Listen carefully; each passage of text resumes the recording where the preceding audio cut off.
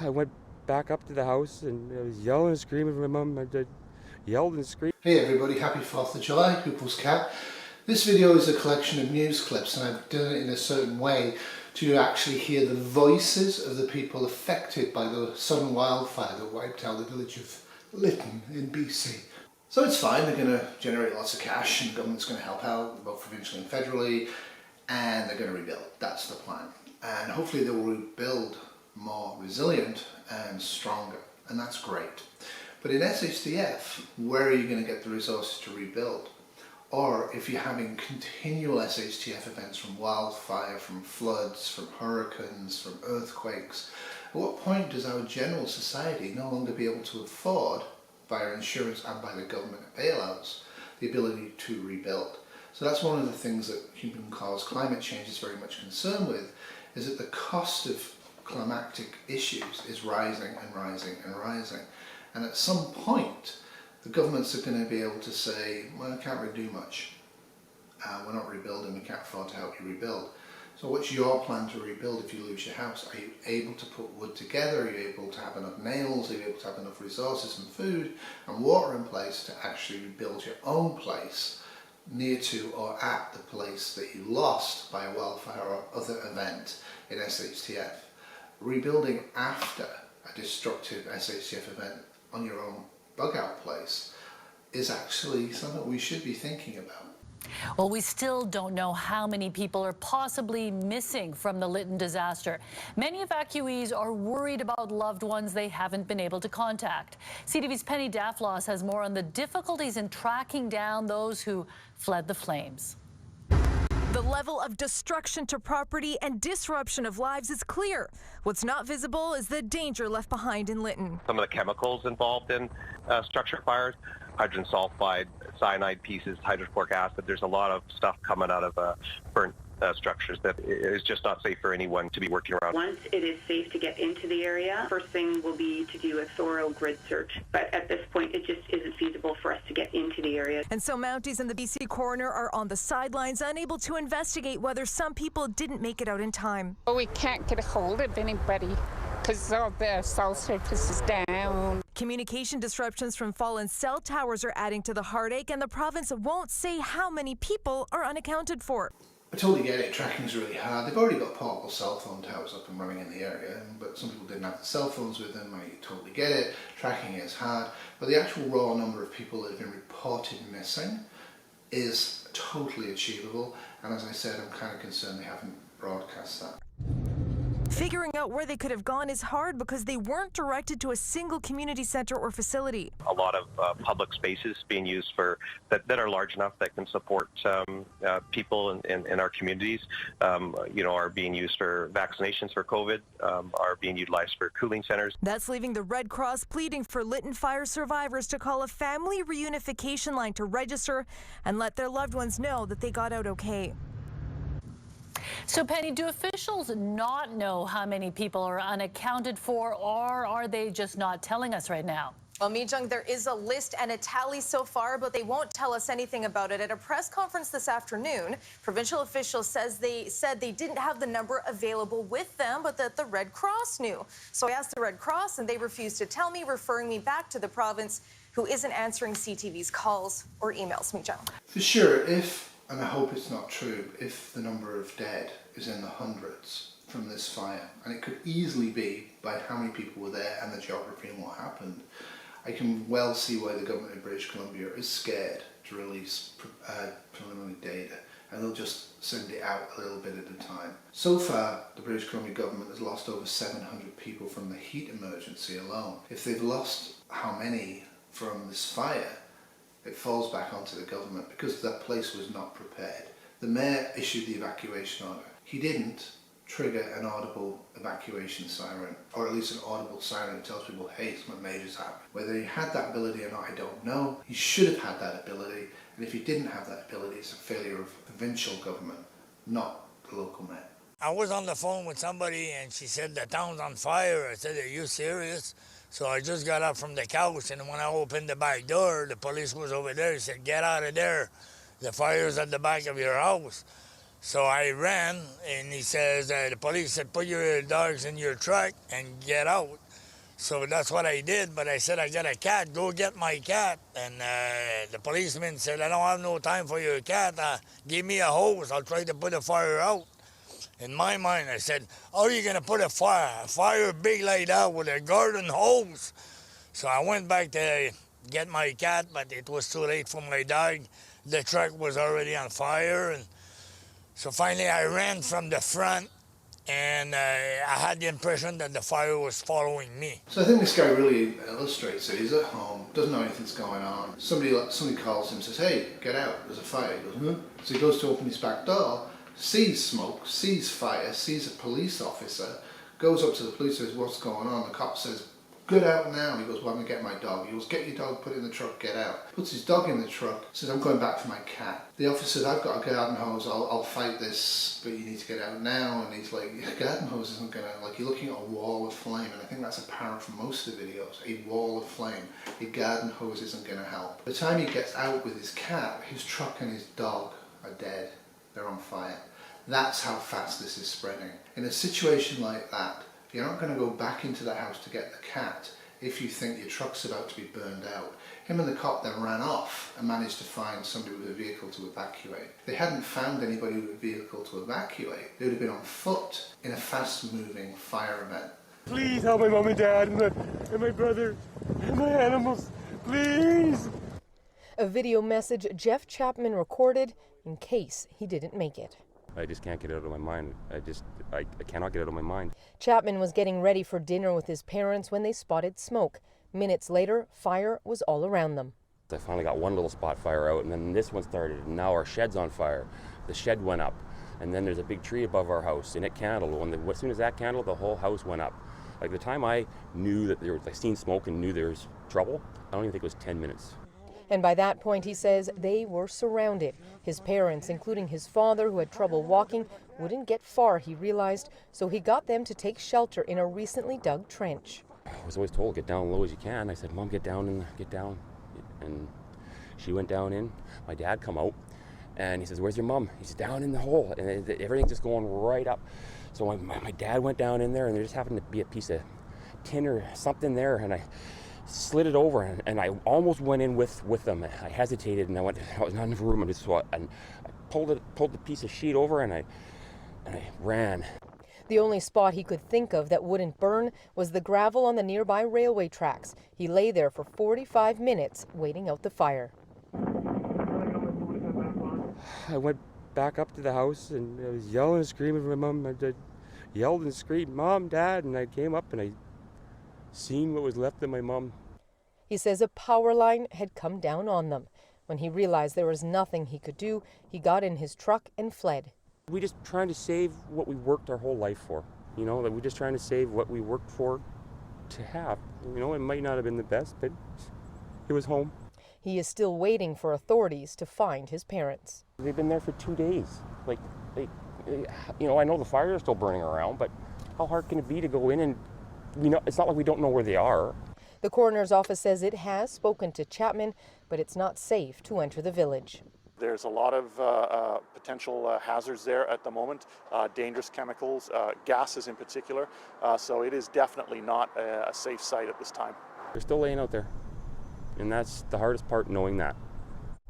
He says he's speaking out because he wants people to understand the human toll that these fires are taking. And while he doesn't want to blame anyone and knows that that day there was very little to prevent what happened, he does want to know if perhaps before that something could have been done to prevent it. He also wants to know the cause. For other families, they still have questions. They don't know where their loved ones are. For others, like the woman I spoke to yesterday, she was able to find her loved ones. But you can see behind me some of the conditions they say are preventing them from going in. You can see the plumes of smoke still billowing behind me. The wind is still here with their helicopters coming up and down, trying to drop water on these very difficult conditions. Most of the province is facing a high or extreme risk of fire danger. Heat warnings are in effect in several areas where wildfires are already raging out of control. More than 150 fires are burning across BC. 88 of them were sparked in the past 2 days, and only 17 are under control. Paul Haysom is near Lytton. Paul, what are officials most worried about tonight there? There are a number of concerns, wind being a big one. It is literally changing this situation every single moment. But as of Friday afternoon, there were 9 wildfires of note burning in this province with a combined size of 60,000 hectares. Lightning, that is also a concern. It's responsible for so many of the fires in the BC interior. 12,000 lightning strikes on Thursday alone, including in Kamloops, where residents in 2 neighborhoods were forced to evacuate. Now, thankfully, their evacuation orders were rescinded just after midnight. The local fire chief says firefighters likely saved about 400 homes.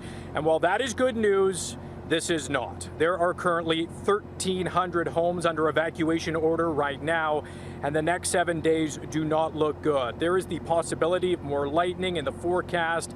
It is hot. The heat warning is now in effect for eastern parts of the province, and that wind is whipping. A 200-hectare fire burning near Deca Lake, about 170 kilometers northwest of Kamloops, has also prompted the evacuation of about 700 properties. On top of that, smoke is expected to be a major issue over the next couple of days, with already a number of advisories in place. Take all of that into consideration, and for early July is typically the beginning of wildfire season in BC. And this whole area lit up orange last night. Dave Kelly says it was an incredibly close call. He and others in this Kamloops neighborhood watched in horror as lightning strikes ignited dry sagebrush and grass just over the ridge behind their homes late Thursday evening. This could have been a tragedy which would have exceeded Lytton if we had not been really lucky, because the winds were really going, and if they hadn't changed directions, we could have lost Juniper and Valley View. After several days of record-breaking temperatures, the Kamloops area was pounded with lightning strikes, and then the winds picked up. Oh, there's even more smoke is now. Oh yeah, it's flaring up right there. Right there. Rachel Holty and her family packed their belongings into their car, preparing to flee. I knew we would be okay. I knew we would get out together no matter what happened, but it's just terrifying to, think of the damage and what could have happened. Authorities ordered evacuations of the Valley View and Juniper Ridge neighborhoods, sending hundreds of families scrambling to leave the area. However, rain, a shift in the winds, and the quick work of firefighters extinguished the immediate threat of the fire, and residents were able to return home last night. The fire is still burning, however, and by midday today, smoke and ash came billowing up into the sky again. Fire crews hit the blaze from the ground and from the air. Mayor Ken Christian says this is no time to be complacent. We have to look out for fires, and we have to look out for our neighbors, and we have to just be extra vigilant. Temperatures are expected to remain in the mid to high 30s for the next week, and with no sign of significant rain in the forecast, people in this neighborhood could be on edge for some time. Begin on this Canada Day with a catastrophic fire that has virtually obliterated the village of Lytton, BC, the same community that earlier this week set an all-time heat record in this country. Flames and smoke chased away more than 1,000 people from their homes with just minutes to spare. Some are still unaccounted for. 90% of the structures are destroyed. On the left is a photo of Lytton's main street before it was engulfed. On the right is the same street after. And province-wide, at least 62 new fires have been reported in the past day alone. That rapid surge has prompted BC's Premier to reach out to Ottawa for more resources, including the military, which will be discussed at an emergency crisis meeting the Prime Minister is leading tomorrow. It was like a tornado or a bonfire or something. It was just extremely red and fast and windy. Sherry Drynock had just 20 minutes notice to leave. We're trying to get a room so we can decide what we're going to do, or where we can go. But that's where we're at. About 1,000 people fled the town and nearby reserves when the order came into effect Wednesday at 6 p.m. Arriving at evacuation sites late into the night. Just had enough time to get my dogs and get out, and I never even had a chance to put my shirt on. 2 laundry baskets, one was my wife's and one was mine. Elaine Jumbo raced to nearby Lillooet. We had to just leave. We didn't have time to pack nothing. She and others here have been given cots to sleep on and food from the Red Cross as they wait. Look at us now. We're here. What can we do? We can't do nothing. Everything's full because there's such evacuations already in place. And even all over the other places, no other place to go either. There are still dozens of people unaccounted for, and officials report 90% of the town has burned. Most homes and structures are lost, including the ambulance station and RCMP detachment.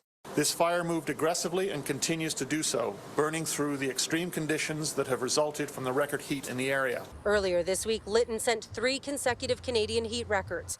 Tuesday was the highest at 49.6 degrees. I think it's important to separate the wildfire that was being battled to the southeast of Lytton and the fire that engulfed the city. These are 2 separate fires. The origin and the cause of the fire are still under investigation, but one evacuee did tell us that she saw a fire burning near the train tracks on her way home from work yesterday evening. For 24 hours, no one knew where Norman Drynock was. He had no phone. There was no way to reach him. Really relieved. I slept pretty good last night. His daughter can finally breathe and describes her father as a hero because the 65-year-old elder was able to protect parts of the Nickman First Nation community near Lytton. He managed to build a guard around Nickman and protect homes. I heard he was really exhausted. He has his stuff packed and he should have left Nickman last night. But there are still others unaccounted for after fire tore through the village and gutted 90% of it. Information about what's left of Lytton is trickling back to residents who've been on the run since the fire began. Have you seen the pictures out of Lytton yet? Oh yes, I lived there all my life and it's just nothing you ever imagined you would see or live through. After leaving Lytton, roadblock after roadblock landed John Hogan in Merritt. Now the smoke has moved into this community, and he's worried people will have to pick up again. Where are you going to lay your head down at night? This couple decided to stay in Lytton when the fire began, despite the danger. They lasted almost 24 hours. Then the RCMP came knocking, and they had to leave. But they believe they saved their house. You know, embers would land, and we'd put them out, and we just tried to save it, and it just kept working. Star Drynock is hoping to find her house still intact, but her family is her first priority. It's all I wanted was for our families to be together and safe, and I think that's all I want, all I need. So that's the lesson for me. Be ready to evacuate at a couple of minutes' notice.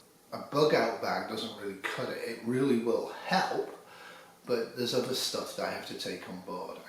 I have to make sure I can get the cats. Biscuit I can get. Marmalade's troublesome. So Marmalade has to be restricted to a room where I can grab her and stuff her into a bag to get her out in a couple of minutes rather than try to spend half an hour, because that's what Kitty would do, trying to rescue Marmalade. Really, really fast moving fire, lots of dense smoke. You've got to have goggles, you've got to have a smoke hood preferably, or at least an N95. You've got to have a tank full of gas, you've got to have the car preloaded, you've got to know where to go, you've got to know how to turn around and move out of harm's way if the road you're taking is blocked. At the end of the day, it's giving me no pleasure. It's giving me no pleasure to see what I've been studying off and on for the last 10 years coming true. Human-caused climate change is coming home to roost. The rest of the summer might be cold and wet. Next year might be lots of snow. There might be a normal summer after that. We're increasingly seeing massive problems with climate in local areas and huge geographical areas. Towns that have been established for decades to centuries are being washed out because of the amount of rain that's falling. There's a whole bunch of stuff going on. This is going to be our defining moment as a people, and we need to step up to the plate as individuals, because frankly the governments are useless. They're not going to be able to help, they're not going to be able to stop any of this. We as people need to mitigate and prevent death and destruction around us. I highly doubt anybody's from the area. If you are, I'm actually going to put up the Red Cross. Please contact them and register that you're not dead, right? People are out there 4 days later thinking that their parents, their children are dead because there's been zero contact. It's completely appalling. The government should move very, very fast to register everybody and find out who's missing from those people, and then have a list together and keep collating the list every hour to, oh, they're there. They're missing, oh, they're there. And then releasing that information. People need to know where their loved ones are. Having a plan in place is actually a good idea. One of the things that I think is actually a useful thing is the Baofeng radio or similar that is illegal to use unless you have a license, but frankly, who cares? It would have been very good for the native dad to actually have a Baofeng with a pre-existing code on it that they could all tune into at certain times and gone, I'm still in the village, I'm fine, I'm building a fire break. That would have been so helpful for his daughter. We don't think in those terms. We don't think that the cell phone won't work. We don't think that radios may not work if we lose radio antennas in rural areas. There's a whole bunch of communications problems. Solve the evacuation, mitigate fire, get out, communicate where you're going with the people who care about you. That's it from me, and have a great week. Toodles. This has been a Dog in a Bonnet Productions. 2021.